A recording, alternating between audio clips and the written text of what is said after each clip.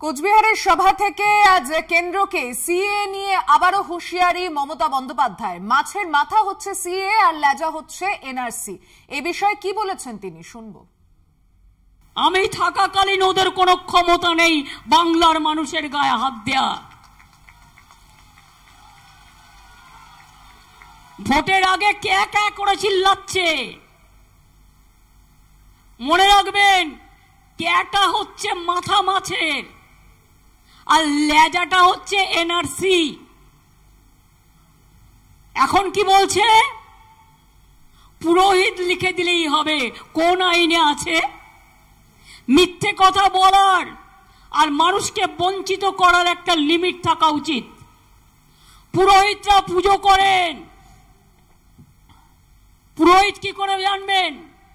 তার বাবা মা বাংলাদেশে, তাদের জন্ম সার্টিফিকেট নিয়ে আসতে হবে।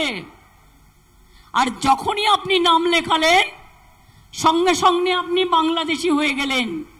অর্থাৎ আপনি লক্ষ্মীর ভান্ডার পাবেন না, আপনি কন্যাশ্রী পাবেন না, আপনি ভোট দিতে পারবেন না, আপনার নাগরিক অধিকার থাকবে না, আপনার সরকারি অধিকার থাকবে না।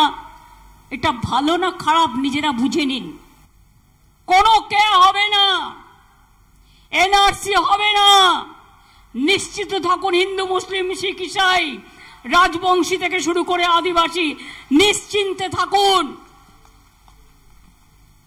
আমি সুখের দিনে কুহু কুহু করে গাই না, আমি দুঃখের দিনে পাশে থাকি।